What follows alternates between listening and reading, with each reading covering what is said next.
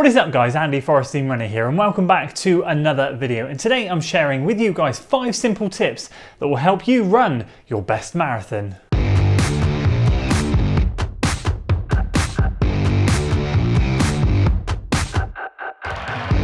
So last week I shared 5 key workouts that I love to do during marathon training that help me run a strong marathon and hopefully will help you guys out as well. Well, today is a turn of training tips. Today I'm sharing with you guys 5 training tips that I like to stick by, that when I have stuck by them have run some of my best marathons. So I'm going to share those with you today and hopefully they're going to help you guys run your best marathon too. So if you're excited, make sure you give this video a like, share it with your friends, subscribe to the channel for weekly running content, and we'll dive right in. So this first tip is hopefully going to help you from a mental perspective, and it's completely the way that I approach marathon training itself, and that is that marathon training, unlike other forms of training, is more so about building fatigue, learning to live with it, run with it and work with it rather than anything else. If you look at something like, I don't know, mile training, 5k training, 10k training, you're out there doing fast speed workouts, really trying to run fast, working on that top end speed, and it's hard. It burns the lungs. It feels good, but it burns the lungs, and it's a completely different concept to what you're trying to do with marathon training. With marathon training, for me anyway, I'm out there running long and running maybe marathon pace intervals, slightly quicker, slightly slower, but the effort levels are never at that top end lung burning speed. They're more about holding marathon pace or in and around that area and running for a long time, whether it's in the beginning of the block where I'm doing sort of 1k repeats at marathon pace, or whether I'm towards the end doing 4x5k at marathon pace within a long run, or I'm just doing a steady moderate long run for 22-23 miles. The effort levels are never meant to be through the roof, and I never ever approach a marathon workout and go, I want my lungs to burn today, I want to be hands on my knees feeling like I've really worked hard. It's all about, okay, how does this pace feel? I'm gonna feel fatigued about halfway, 3/4 of the way through this workout. At that moment in time, I just need to click into gear and start working on my mental game, because that is exactly what marathon training is all about. So when you start to understand and appreciate that the marathon is far more about building that fatigue and then learning to train through it, live with it and run with it, as opposed to lung burning all out speed, I feel like it helps you approach the workouts in a far more sensible way. And tip number 2 is all about the duration of the longest long run. I never run over 3 hours in training, and I'll be honest with you, I highly recommend you guys don't either. And there's been a multitude of studies around this, and it just shows that once you go past that 3-hour mark, your major muscle groups do start to fatigue to a point where it really does become difficult to repair them in time for you to get training next week, the following week, meaning that you're a much greater injury risk moving forward into your training block. So if you're like me, who back in the day used to think to myself, I need to do some like goal length runs or run as far as I can or try and go over the distance. Again, these are questions that I've had recently. Should I go over the distance? Should I match the distance? How should I approach it? The golden rule is no, you really should not go over 3 hours. Now, I feel like it's difficult for some people as opposed to other people, because I feel like the sub 3-hour marathoners do indeed have an advantage there, because they can almost cover a similar time that they're going to in the marathon during training.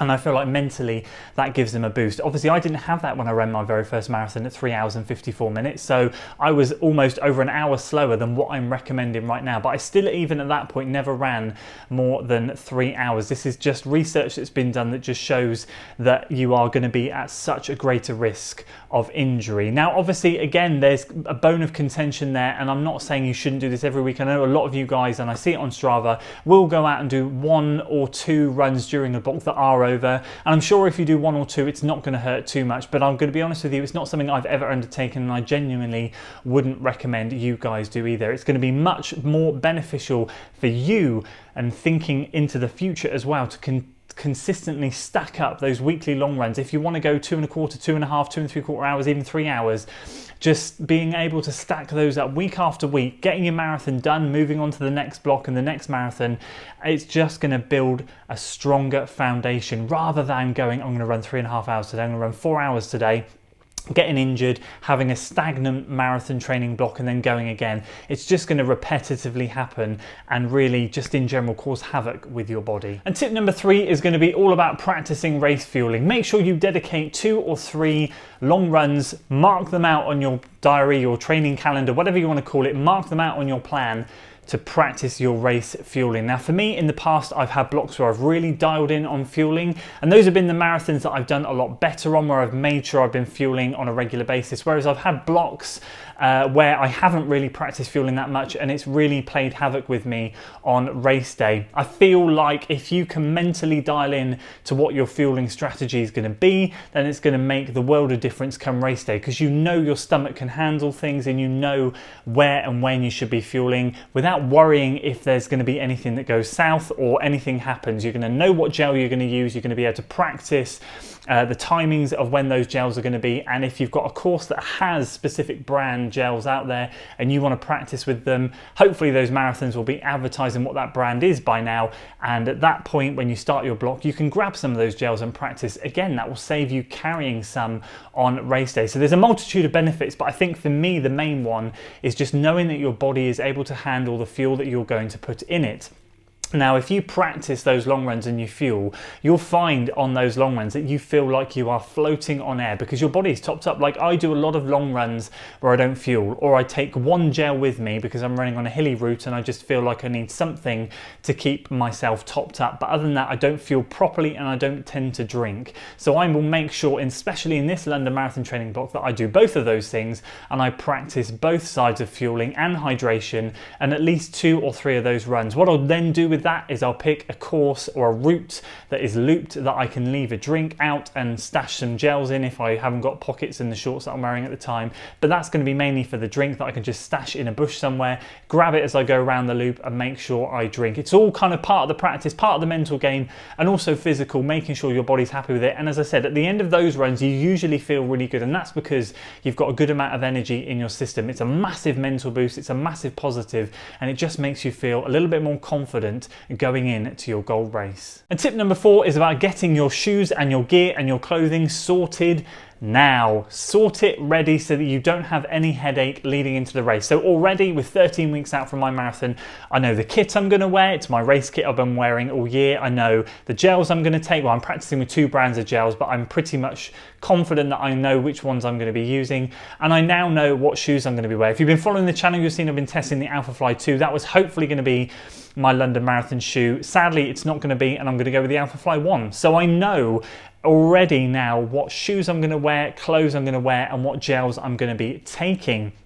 Now again, I've had situations where I've bought in a new shoe very close to the time, thinking to myself, could this be my marathon shoe, could it not? And I've not allowed myself sufficient time to test out that shoe, and then I've gone in with a bit of a quandary, and then I've run the race and gone, oh, could I have done better if I was wearing this shoe, or could I have done better if I was wearing that shoe? And it's just all a little bit again of a mind game. So I feel like if you can nail that down now, then you're going to feel 100% confident going into race day. As I said, I've raced in the same Soar running kit, which is what I'm wearing now. This isn't my race kit, but this brand is Soar, and these guys are fantastic. I know I'm going to wear their elite vest, I know I'm going to wear their marathon shorts, and socks. I'm going to be wearing Versus socks, my Union Jack ones, because I'm going to be running the London Marathon, and then of course my Volt Pack colorway Alpha Fly version 1s. So again, I know deep down in my heart that's what I'm going to wear, that's what I'm going to use.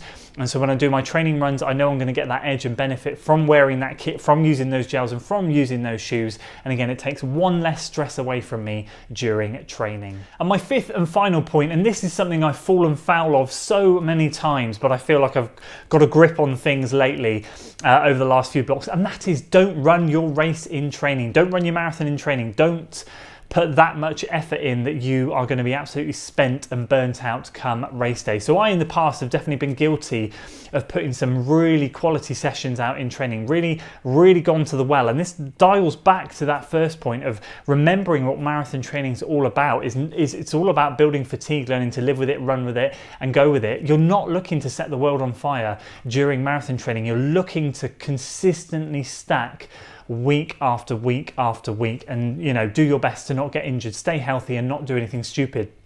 Great example of this, if you saw the video on the channel about 4 or 5 videos ago where I did a 2 hour 20-minute long run, I think it was, with Matt Rees, the Welsh runner, and we ran at 2:52 marathon pace. We were going out onto the third loop, and I said to him, do you know what, mate, I think if we stick on this third loop, we're going to run 24 miles.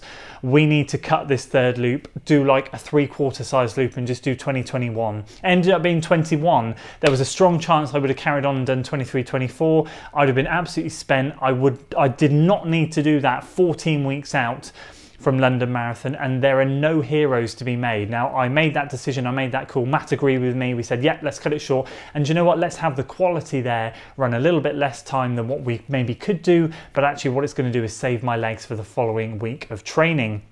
Now, I cannot stress to you how important this is. Like, if you take anything away from this video, take that first point of the fatigue and get that drilled in here so that you approach your sessions and go, do you know what, today is not about me going, I'm going to absolutely nail my splits in this marathon workout today. It's just a case of, do you know what, I'm going to run the distance that I need to run and be as comfortable as I can be. Don't get me wrong, I'm not saying you should click into complete cruise control, but I'm saying don't go to the well and back. Just work hard, work strong, and feel good. And if at any point you start to feel like your form's breaking down or you're just too tired, just nip it in the bud. It's not worth it. String those weeks back to back to back. Don't race your marathon in training, save it for race day. There we go. Those are my top 5 marathon training tips to hopefully help you guys run your best marathon. I would love to hear what your best tips are in the comments below. What have you found over the years has worked really well for you? What's that one piece of marathon training advice? Because as per every year, there will be new runners moving up to the distance, looking for advice, looking for guidance, and my goal here is to provide as much sensible advice to you guys as possible, but also hopefully you guys share some of your sensible advice in the comments below so that we can all learn and grow from each other. I'd love to hear what that is in the comments below, and let's get that discussion going. If you enjoyed today's video, guys, please do give it a like, share it with your friends, subscribe to the channel for weekly running content, and as always, I'll see you in the next one. Until then.